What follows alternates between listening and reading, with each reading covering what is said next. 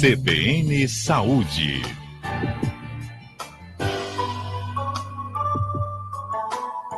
Agora são 10 horas e 37 minutos. Bom lembrar que dia 10 é o dia de combate e prevenção à surdez. E para falarmos sobre surdez, eu tenho aqui comigo o otorrinolaringologista, o Dr. Luiz Alberto Melo Costa, para falar sobre um tema que nós pensamos, está longe de mim, tá? Surdez súbita, por exemplo. Não está. Doutor, antes de mais nada, bom dia, obrigado por aceitar nosso convite. Bom dia, Gilson, bom dia a todos os ouvintes da Rádio CBN, é um prazer estar aqui com você nesse dia e falar sobre um tema tão importante que é a audição, que é o que nos conecta com o mundo, é uma parte muito importante isso daí no nosso dia a dia. A gente tem maltratado cada vez mais o nosso ouvido, doutor? Não tenha dúvida disso. Hoje os ruídos, né, são constantes, graças aí a uma legislação muito intensa no parte dos órgãos de proteção à audição. Nós temos hoje os EPIs, que são a proteção nas indústrias, mas mesmo assim, no dia a dia, nas grandes cidades, o barulho em decibéis ainda é muito intenso e ainda judia bastante, e o uso constante de aparelhos estimulando o nosso ouvido constantemente também prejudica um pouco no passar do tempo. Ou seja, nos últimos 50 anos, pensando numa infância, numa adolescência, você quase sempre não tinha essa quantidade de bombardeio de sons que uma criança, um adolescente tem hoje. Sim. Hoje, se pegar a minha infância, que eu estou com 54 anos... Somos dois, doutor. Então, acho que eu praticamente não tive estímulo nenhum naquela época. A minha audição passou aí uns 20 anos sem estímulo, né? Hoje, qualquer criança aí de 7 ou 8 anos já tem uma intensidade de som com seus headphones aí muito intensa, né? E aí você acaba tendo mais fragilidade da saúde do ouvido. Sim, com certeza. Essa estimulação constante, ela acaba, que nem todos os órgãos do corpo humano, a pele, exposição ao sol, ou a rinite, exposição aos ácaros, aos fungos contendo na sociedade, mais rinites, mais dermatites, e o ouvido acaba que sofre também dentro desse bombardeio aí excessivo de sons. Isso pode levar à perda de audição muito jovem. Não, quando você não tem aquele barulho constante, é muito difícil de você ter uma perda de audição. Mas pode gerar, assim, o que a gente diz, uma fadiga, um zumbido precoce, um estímulo precoce daquele ouvido, pode gerar aí um desgaste prematuro, né? Adiantar doenças que você teria só lá na frente, numa fase ainda do adulto jovem. Por exemplo, qual a doença mais comum que às vezes adolescentes, jovens, pode acabar adquirindo por esses hábitos que a gente tem? O fone de ouvido, som alto e tal. Olha, o ouvido, ele até que aguenta bastante estímulos, assim, não é tão judiado que nem a visão, que nem a pele. Mas eles acabam tendo uma distorção sonora, chamada uma distorção sonora precoce, né? Eles começam a ter alguns barulhos aí que são incômodos. Quando a gente fala também do tratamento disso, como é que seria se o senhor fosse dar conselho para uma criança ou adolescente para não castigar tanto o ouvido? O senhor disse que o ouvido até aguenta bem em relação à pele, os olhos, mas como é que a gente pode falar, olha, toma cuidado? Eu acho que intercalar, né, o som ambiente com o som dos fones, né? Ele tem uma certa rotina de, né? Vamos pegar aqui um exemplo da turma do call center, né? Então, um dia trabalha com um headset no ouvido, no outro dia no outro, né? Ela intercala, dando um tempo para aquele ouvido ele ficar com o som ambiente, não ficar só com o som concentrado em cima da sua cadeia ossicular, na sua janela oval, que é o que mais sofre ali. Nós temos um músculozinho chamado músculo do estapédio, que ele acaba ele que controla a intensidade de som na janela oval. E isso daí, então, vamos falar assim, é um descanso para aquela cadeia ossicular, para aquele transmissor chamado ouvido e ouvido interno, né? O ouvido médio e o ouvido interno. O tal do fone do ouvido, a gente tem aqueles que a gente coloca em fia dentro do ouvido, que é muito comum, e às vezes vem junto, inclusive, com os aparelhos celulares que a gente compra. Tem os fones de ouvido que a gente encaixa ele por fora, são mais externos. O que é melhor com o quê? Como é que a gente vai comprar um fone de ouvido e pensa, vou comprar um fone para não judiar tanto do meu ouvido? Tem alguns segredos aí de uso desses aparelhos? Olha, eu sempre aconselho para os meus pacientes comprarem o fone tipo concha, igual esse que você está usando aí agora. Esse daí realmente é o melhor que tem para ser usado, porque ele tem uma caixa de expansão. Veja que o conduto auditivo, quando você está com o plug dentro do conduto auditivo, é pouco ar que tem ali, você dá pouca chance de expansão sonora. Então ele concentra muito em cima da membrana timpânica e dos ossículos do ouvido interno em si, né? Ele vai realmente transmitir com intensidade muito forte. O ouvido precisa respirar, de certa forma. É isso aí, ele precisa ter uma expansão sonora mais agradável, né? Para que ele consiga refletir, né? A parte de reflexo dele no ar que está entre o seu conduto e a tua concha é muito maior do que naquele plug interno. Quando a gente fala de tratamento de ouvido, a gente pensa, crianças pequenas, a gente tem muita preocupação, às vezes crianças que nascem com problema de audição. Sim. E como é que a gente pode detectar isso na infância? E quando a mãe está lá com o bebê ainda, como é que ela pode pensar assim, eu preciso cuidar da audição do meu filho? Olha, hoje nós temos na nossa legislação que todas as crianças que nascem faz o exame da orelhinha, né? Que é chamado emissões otoacústicas. Já naquele primeiro momento já se sabe se a criança tem ou não audição normal. E ali já é detectado, caso haja algum problema, aí já se encaminha para o tratamento precoce, né? As que nascem com anacusia total, um possível implante coclear seguido, que hoje o governo federal, ele faz esse implante coclear aí gratuitamente nos hospitais, né? E aqui em Maringá nós temos um colega que trabalha com implante coclear, que é o Dr. Jefferson Cedaro, ele faz esse implante aqui através da UEM. Realmente hoje a gente diz o seguinte, daqui 20 anos não vai ter mais surdo, né? Porque realmente os implantes e a tecnologia está chegando aí para... Isso eu queria perguntar para o senhor. Tecnologia está crescendo, a gente pode pensar, como você falou, poxa, pode ser que daqui a algum tempo nós não temos mais pessoas surdas. Até onde vai essa tecnologia? Até onde ela pode chegar? Existe ainda um limite, por exemplo, dessa tecnologia em relação à audição? A gente ou tem toda a solução possível? Olha, Gilson, a gente, que eu te falei na nossa idade, a gente acredita que a tecnologia é uma coisa que nos impressiona todo dia. Eu, em parte de quando eu comecei a otorrinolaringologia há 30 anos atrás, e hoje o que é a otorrinolaringologia, eu digo que foi uma transformação tecnológica maravilhosa.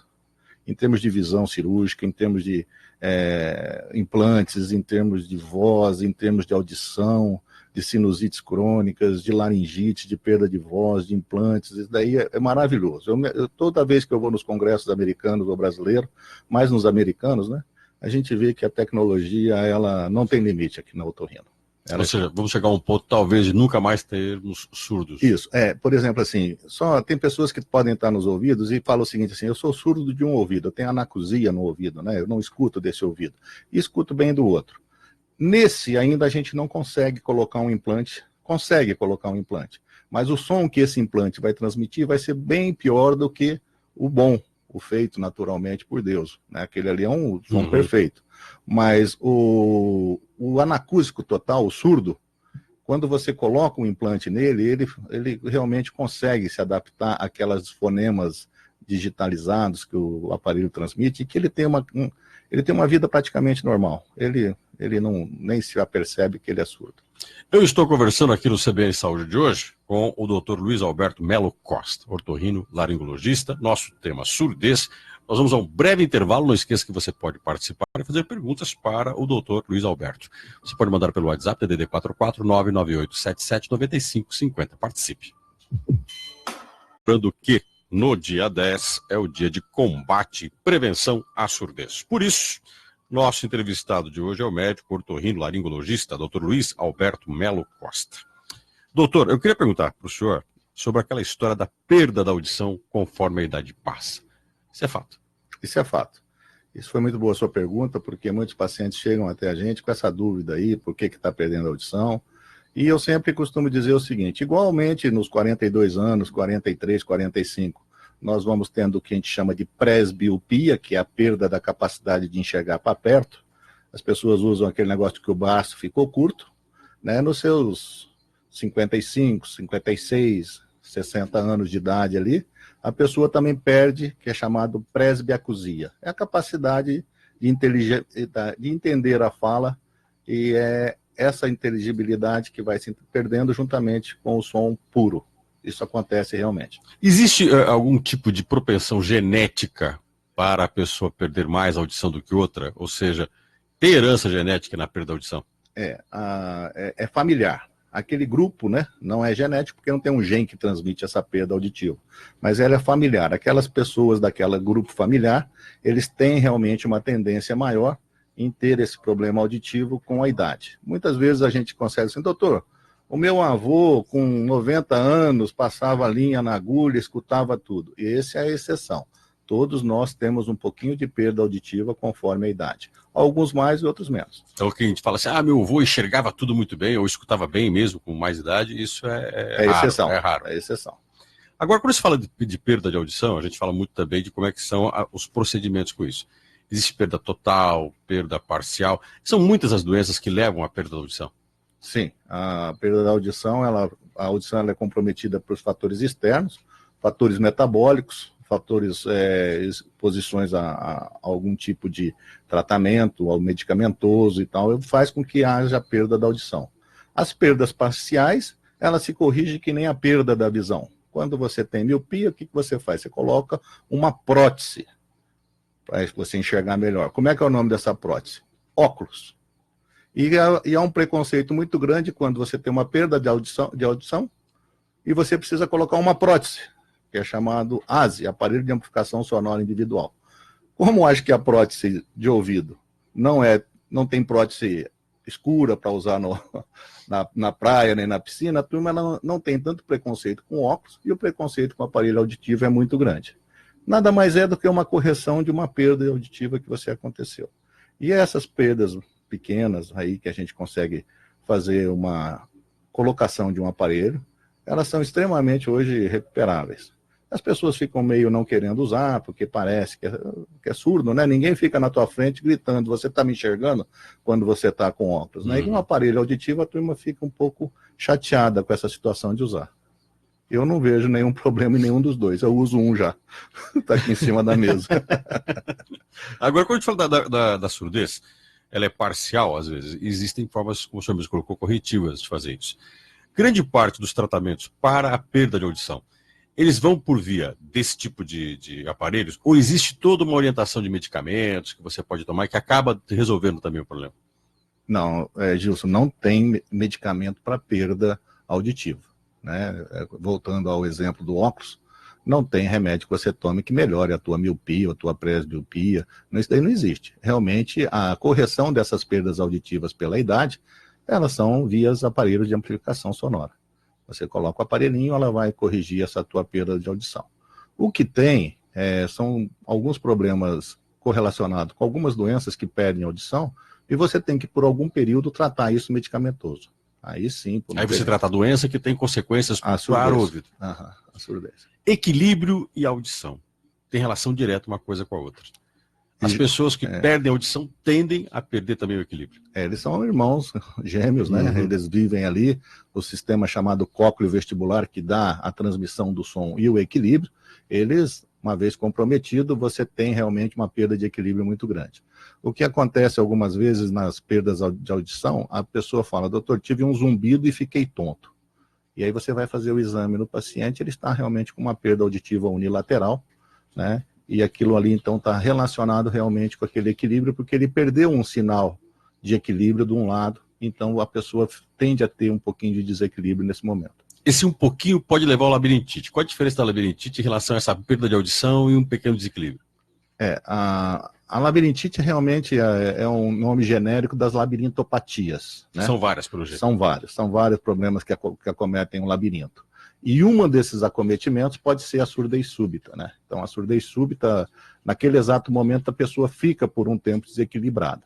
E as pessoas que contêm esse tipo de problema, elas acabam que nos refere que depois que ficou com anacusia, com a perda auditiva, com a surdez de um lado, ela acaba que refere que ficou um pouquinho instável, se sente um pouquinho insegura. A labirintite é uma doença causada por a labirintopatia, tem várias causas, né? E aí tem que se investigar as causas e tem aí os exames que a gente faz para saber qual que é o motivo. O senhor falou por um tempo, então significa que quem tem uma surdez súbita, por exemplo, pode recuperar o seu equilíbrio e voltar ao normal, ter uma vida normal. Sim, tem hoje vários tratamentos, fisioterapias, alongamentos, tratamentos realmente para recompor o equilíbrio desse paciente. É tipo uma fisioterapia. Uhum. Ele volta perfeitamente a se sentir estável, a se sentir seguro no seu andar, no seu levantar, no seu deitar.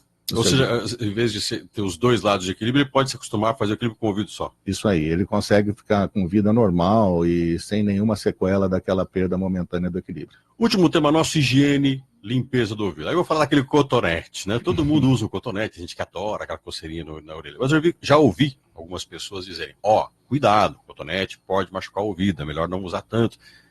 O que seria o correto, doutor?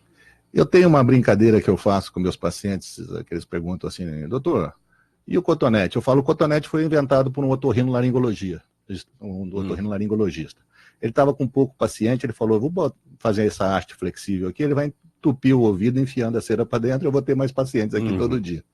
Realmente não se introduz a haste flexível no conduto auditivo. Ele é só para limpeza do pavilhão auricular e da parte externa da orelha. Ou seja, só essa parte nossa externa e um pouco da entrada do... Isso, ali, não é o que eu faço assim, um pouquinho, a turma nunca sabe o quanto que é o pouco. Né? Esse pouquinho, é isso que eu ia perguntar para o senhor, o pouquinho vai até onde?